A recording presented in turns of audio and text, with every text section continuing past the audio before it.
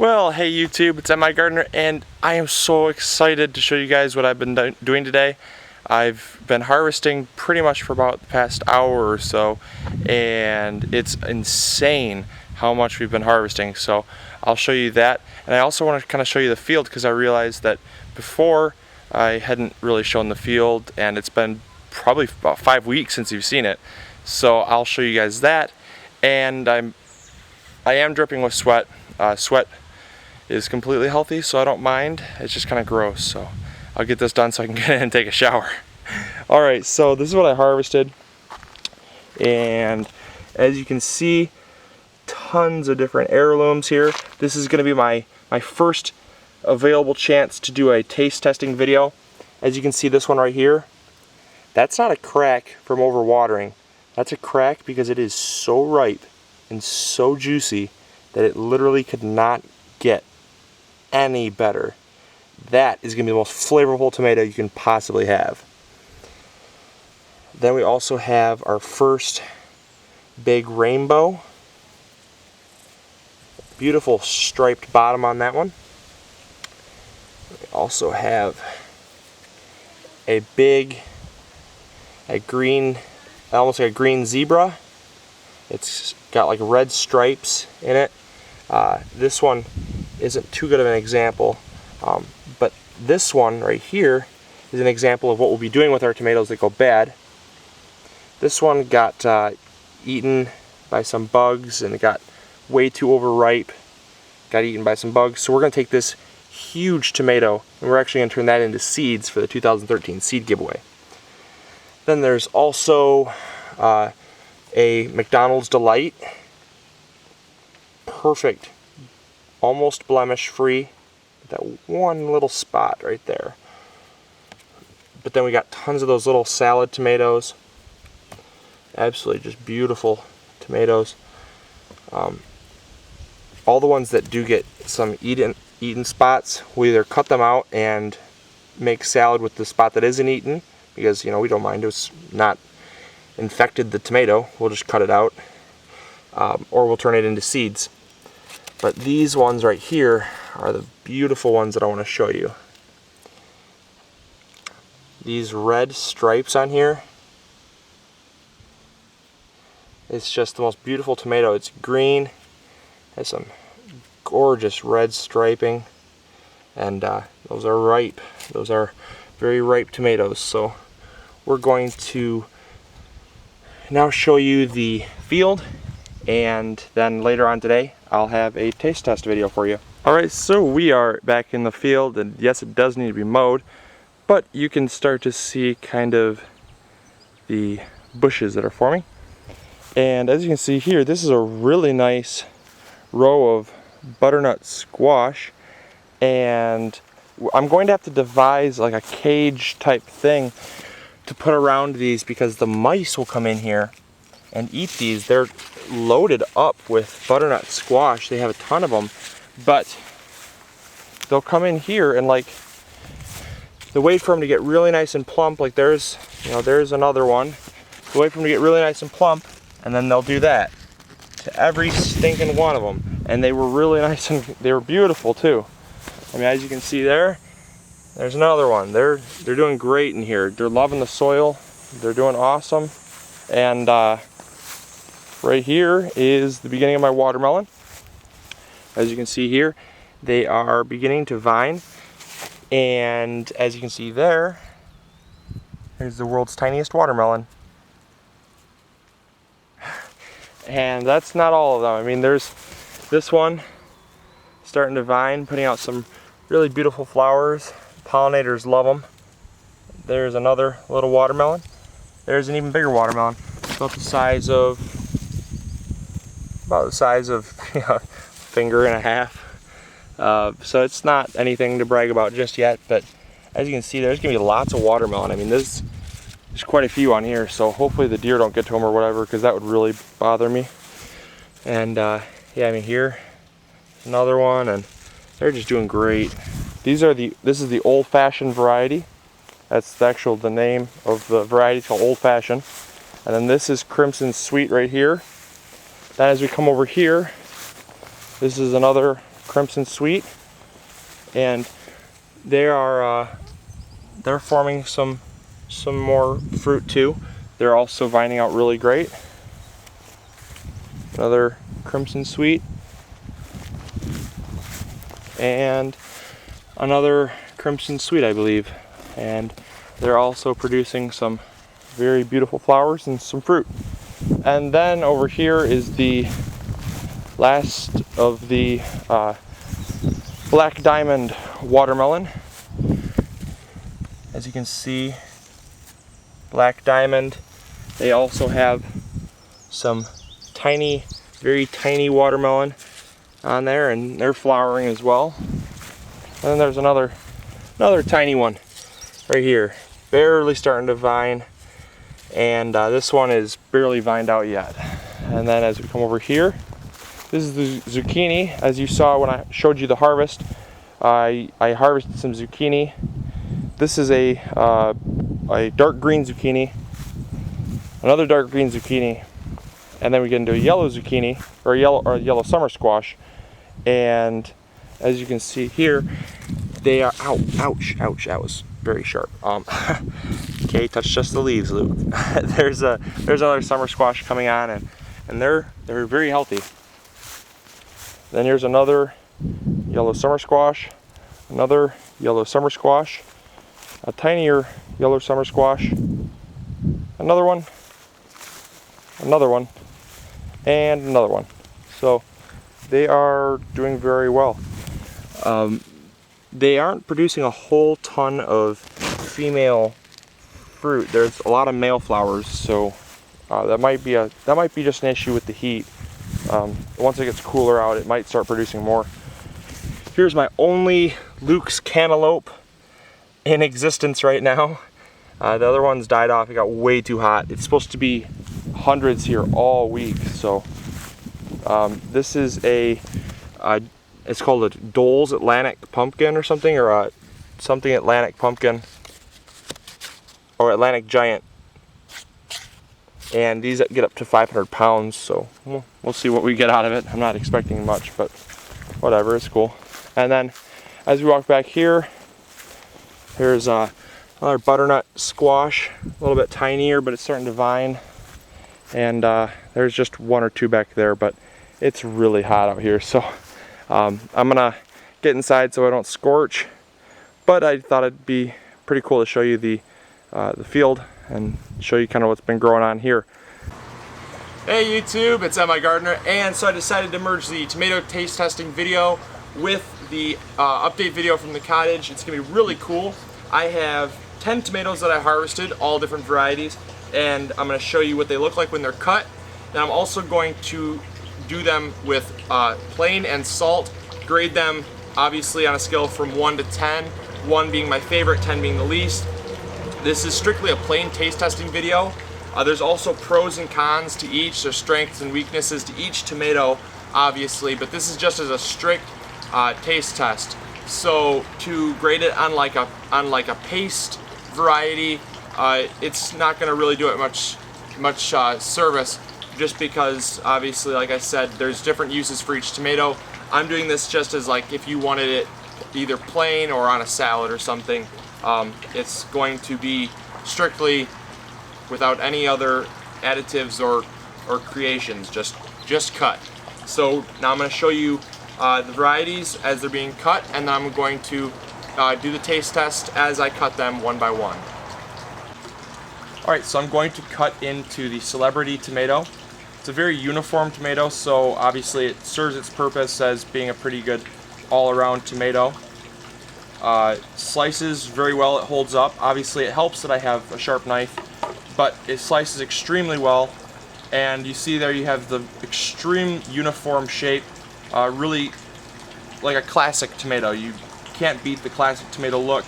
It does have a fair amount of gel in there, so you know, it might reduce the flavor a little bit because the more flavorful tomatoes have less goo, but it does have a fair amount of seeds, and it's definitely pretty firm. The skin was just thick enough that it wouldn't mush, but thin enough that it probably won't affect the flavor too much. Now I'm going to move on to a pink brandywine. This is actually very relatively small for its size, but I just wanted to make sure that I would have one to taste test. I didn't necessarily need to cut all of these, but for the sake of taste testing, I thought it'd be worth it. So as you can see in this, there is relatively no goo at all, just some very small pockets of seeds. So it's relatively meaty, probably a pretty good sandwich tomato, I would say, for burgers and stuff. Got good color. Now this is the Campbell's tomato. This is the tomato that they use for Campbell's tomato soup. Again, I'm assuming it's going to be a pretty firm tomato, but like a classic. This is what it looks like on the inside. Not very uniform, so it's not necessarily the showiest tomato, but it's probably still more of like a sandwich tomato, just because it held up really nicely due to the lack of goo and the seeds, and there's a fair amount of meat in there. So now I'm going to do the Japanese black trifle. I chose this one because it needed to be eaten now because it cracked, and it was very, very ripe. So I'm actually going to slice it that way. Alright, so not just minding the goo part that's bad, obviously, that I'll obviously cut out because it's split right there, but it has the very burgundy color with the green goo inside, which makes it pretty exotic. It's definitely more tender than most of the other ones that I just cut, but it does hold up its shape when cutting, obviously, with a sharp knife. It doesn't mush too badly, but it definitely is softer, so it'd probably be a pretty good salad tomato, and I would say that's probably just about it. It might not have many more uses. Alright, so now we have the Ananas Noir. Again, this is pretty medium sized for some of the ones that I am getting, but it was definitely ripe due to its cracking and stuff. So I'm gonna cut that open, and as you can see, very similar to the Japanese black trifle, it does have the green goo that's very it's very common with the black colored tomatoes, which does make it pretty exotic. It did hold up pretty well cutting, but it does not have as uniform goo as I would have hoped. To make it kind of like a burger tomato. Due to its size, I would think it would be a burger tomato, but it's not as showy. However, it did hold up pretty well in slicing, so it wouldn't be a bad idea, you know, if you didn't have any other alternatives for just kind of a cool, fun flavor. I would still say this would be a pretty good salad tomato, just due to its showiness. You wouldn't want to cover it with a bun or anything, because it's very, very unique colorations. Next, I'm going to cut the hillbilly tomato. And as you can see, it's definitely pretty unique with its orange blotches and stuff. There's quite a few tomatoes that have that blotchiness, but I prefer the hillbilly just because of their size that they can get, and the fact that when you cut them, they have this wonderful marbling. It's just one of the most beautiful tomatoes, I think, in my opinion.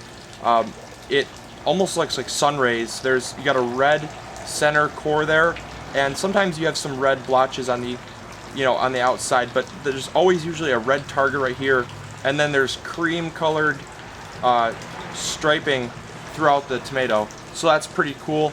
This would definitely be a burger tomato. Also, it'd be good in salads too. It doesn't really have any limitations. It might also be good in pastes because the lack of goo would make it pretty decent for making a paste out of. Next is the Moneymaker tomato. This is definitely going to be strictly probably either a straight eating tomato or a salad tomato due to its size. But it does have a fairly thick skin. It has a really cool inside. The outer edge is definitely thicker than most tomatoes. It has a pretty thick skin, so it might be difficult to chew into. Might not be as favorable, but the goo is pretty uniform, and I think it's a pretty cool tomato. I think it's going to be a fun one, and it definitely yields. If you've seen the previous video, it definitely yields better than any other tomato out there, better than some cherry tomatoes even. So I would definitely say Moneymaker is it's a pretty decent one to try. I would recommend it for anyone. This is a fairly small version of how big they can get, but with so many on a vine, you trade obviously yield for size, which I'm looking for yield rather than size in this case. So that was Moneymaker tomato. This is Big Rainbow, and I know it's very difficult to see due to its kind of cracking. We're in extreme drought right now, but it is cracked and it is ripe. And the way you can tell Big Rainbow is ripe is it's very green stripes, but then in between the green stripes, it's actually a reddish burgundy color, and so hopefully that's coming through okay. But what I want you to see is once I cut the tomato, it is absolutely the most beautiful tomato. It's got that burgundy inside, and it's striped with green in between there. Relatively little goo, so yet again you could use it for an exotic burger or a tomato just in a salad, or you can eat it plain. Again, very it's very free on what it can be used for. Next is obviously a plum variety. This is the cream sausage tomato, and generally, you know, you can cut it either way with a plum, but I prefer to cut it right down the horizon. That way you get to see the way it looks like with the goo. So it's relatively free of goo, making it probably a pretty good paste tomato. Not sure how the paste would look, if it would be too appetizing or not, due to its color. But it's going to be pretty interesting to taste because of its exotic color and the fact that it's pretty meaty. The goo isn't too gooey. It's definitely a thicker goo than most tomatoes. So makes it probably pretty good to hold up for a salad tomato, paste tomato, and as well as an all-around eating tomato. And that was cream sausage. And then the last one is black pineapple. This one is about as ripe as you can get. They usually have green shoulders, but they turn slightly brownish, like a brown burgundy, once they're overly ripe. And this is just the most dense coloration I've seen out of a black pineapple.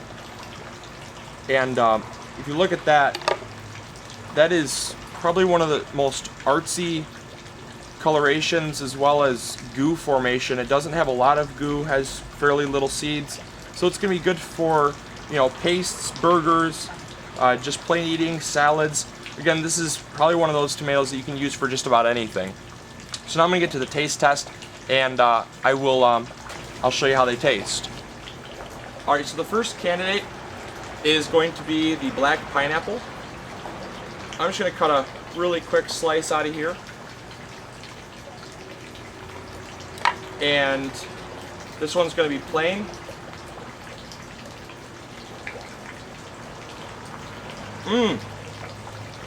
That is one of the sweetest tomatoes. It's actually extremely sweet, almost sugary. It doesn't have a single ounce of a classic tomato flavor. It's lacking everything that you'd ever think is in a tomato. It's very delicious. I'm gonna try this with salt.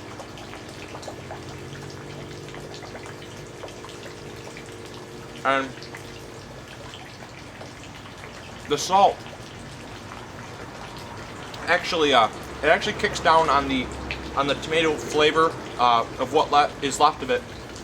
It also kicks down on the sweetness and makes it kind of more mellow. So I definitely recommend actually having it with salt. So I'm gonna mark it. I'm gonna give salt a 1 and plain a 2 for now. Now I'm gonna try the cream sausage.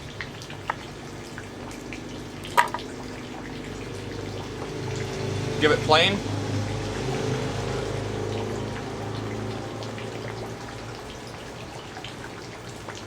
It's definitely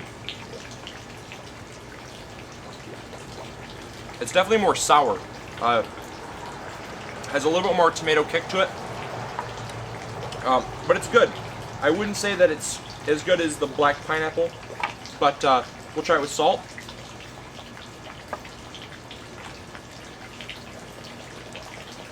And that's definitely better. The salt definitely helps it out.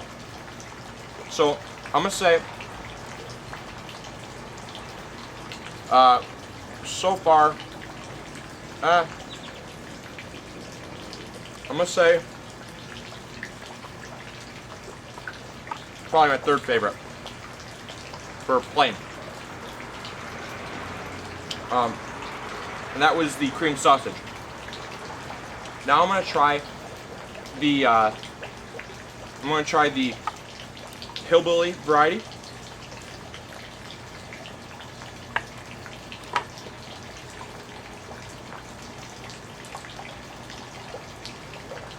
This one is it's much more of a lighter flavor. And you really don't get much of anything that really is overwhelming, so it's pretty good. I wouldn't say it's my favorite. I wouldn't say it's the best. It'd be good on salads. Let's try it with salt.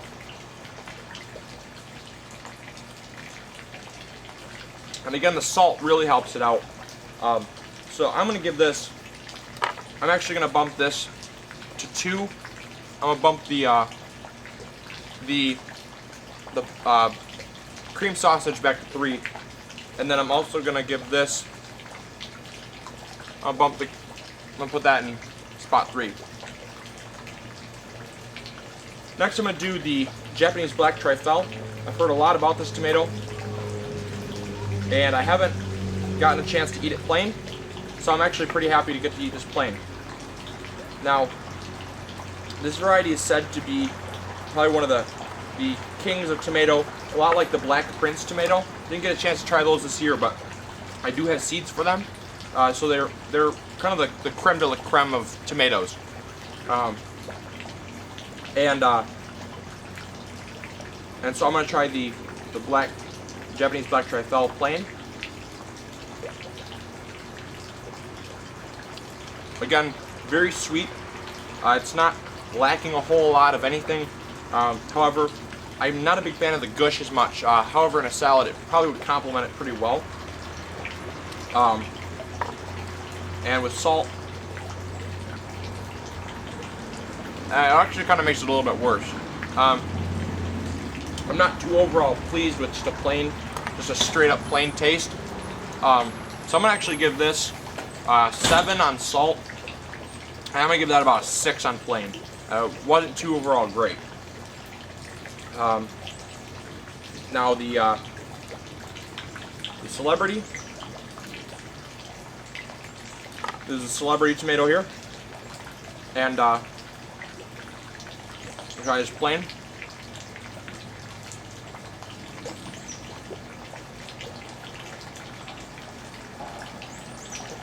It's very acidic. If you like a classic tomato, that is by far the most classic tomato you can get. It's pretty seedy. It's not a favorite because of the seeds, but on a burger or in a salad, it would be pretty good. It definitely has a lot of classic tomato flavor. For me, it's kind of a biased opinion, just based on your own taste preferences. But for me, it's okay. It's not the best. And with salt,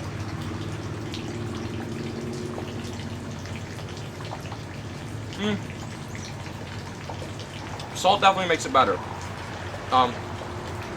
So I'm gonna make the celebrity a 4 on salt and a 5 on plain, just because it was really acidic in my opinion.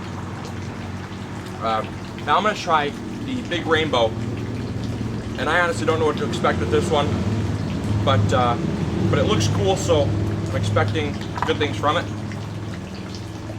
Here's plain. Wow, that is it's really fruity. I know a lot of people are saying, how can you get fruity out of a tomato?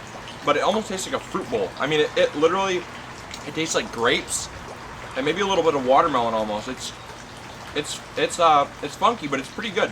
And with salt, that's amazing with salt. I'm actually gonna give this number 1. That was really good. I'm gonna bump all these down 1 because that was terrific with salt. And then plain, it was a little too overwhelmingly fruity. So I'm actually gonna bump this one down. I'm gonna give it 4th place for plain.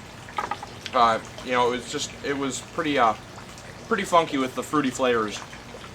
Now this is the Moneymaker tomato that I'm about to try, and I'm not expecting it to be a favorite of mine because it's really, really, really gushy, but I gotta try them all.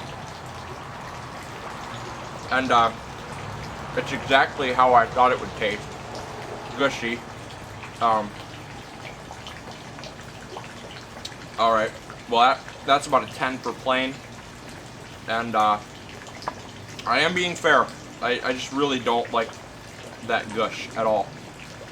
And for salt, it's still bad, so I'm going to put that at 10. I mean, you gotta have to really have a bad tomato. It's not bad, it's just really, really gushy, and the skin's kind of hard to swallow. It's got a thick skin on it.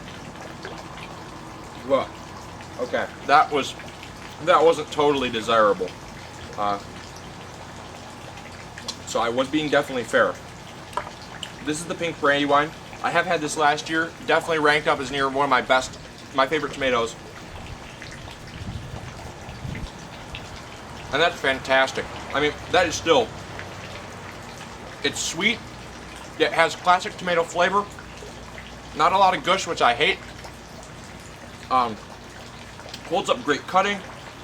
I mean, that's hands down #1 plain right there. I mean, that doesn't need anything. That's just cut that baby up and eat it. That's fantastic. Now, with salt, you know, salt's okay. I just feel that salt almost ruins it. But I'll definitely give that 3rd place. I mean, it deserved a 3rd. It just kind of, it almost ruins it with salt because it already has so much flavor as is. The salt almost overwhelms it. Next, I'm gonna try the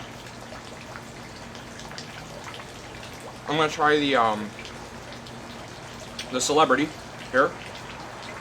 Or no, the Campbell's. Sorry, this is the Campbell's. And it's pretty soft, but it's definitely got enough flavor to it. I think just based on, you know, like Campbell's tomato soup. So I have this one plain. It's got good flavor. The texture isn't necessarily my favorite. It's rather mealy. But like I said, in a tomato soup, you don't taste the mealiness anyways. So with salt, it's definitely makes it sweeter. So I'm gonna make plain a 9, just because it was significantly mealier than I usually like. And then with salt, I'll give that an 8. Ananas Noir, sorry, the Ananas Noir, I totally blanked there for a second. But the Ananas Noir, it has a lot of seeds, so if you don't like seedy tomatoes, it's not going to be for you at all. But I typically don't mind them as long as they're not overwhelming. And that's got, that has a lot of robust flavor. It's really fruity. I'm going to knock that one on plain right down to, I'm going to knock that one down to 3rd place. That's amazing. And with salt,